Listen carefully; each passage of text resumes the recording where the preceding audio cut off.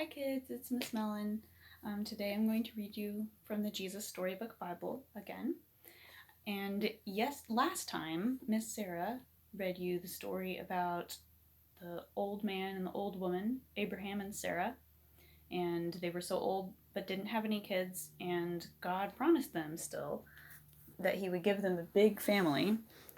And if you are in one of the preschool classes. I know a lot of you are big kids that are watching this, but some of you might be from the preschool class and you remember all of our stories that we had pictures for.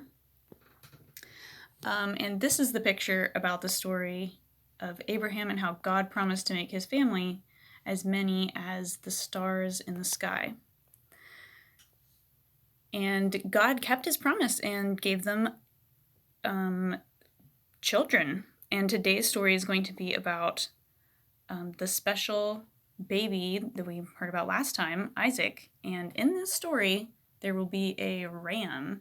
It's an important part of the story. So I hope you will listen carefully. And the title of today's story is called The Present. God knew that his secret rescue plan could only work if Abraham trusted him completely. God had to make sure that Abraham would do whatever he asked. So a few years later, God asked Abraham to give him a present. Abraham liked giving presents to God. He gave God his animals. They were called sacrifices, and they were a way to say, "I love you," to God. But this time, God didn't want a lamb or a goat. God wanted Abraham to give him something more, much more. He wanted Abraham to give him his son, his only son, the son he loved, Isaac. But put his boy on the altar and kill him as a sacrifice? How could God want him to do such a terrible thing? Abraham didn't understand, but he knew that God, his father, was his father who loved him. And so Abraham trusted God. Early the next morning, Abraham and Isaac set off. They climbed the steep, stony trail up the mountain. Isaac carried the wood on his back. His father carried the knife and the coals.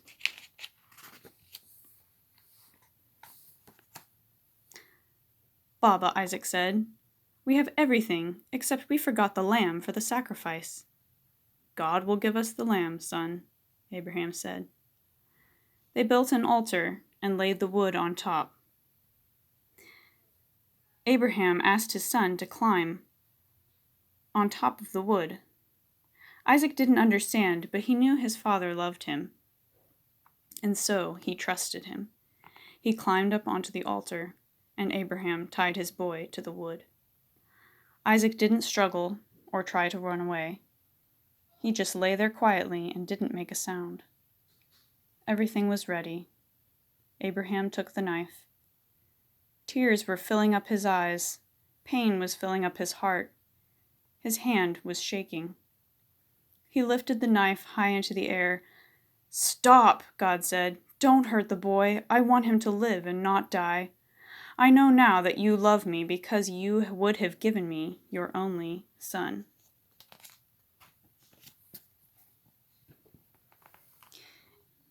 Abraham felt his heart leap with joy. He unbound Isaac and folded him in his arms. Great sobs shook the old man's whole body. Scalding tears filled his eyes, and for a long time they stayed there like that, in each other's arms, the boy and his dad. Suddenly Abraham saw a ram caught in some brambles. The sacrifice. God had given them what they needed just in time. The ram would die, so Isaac didn't have to. And so Abraham sacrificed the ram instead of his son.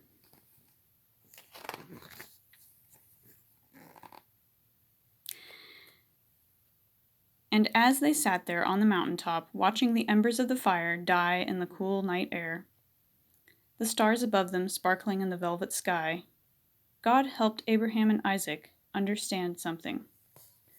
God wanted his people to live, not die. God wanted to rescue his people, not punish them. But they must trust him. One day someone will be born into your family, God promised them, and he will bring happiness to the whole world. God was getting ready to give the whole world a wonderful present. It would be God's way to tell his people, I love you. Many years later, another son would climb another hill, carrying wood on his back.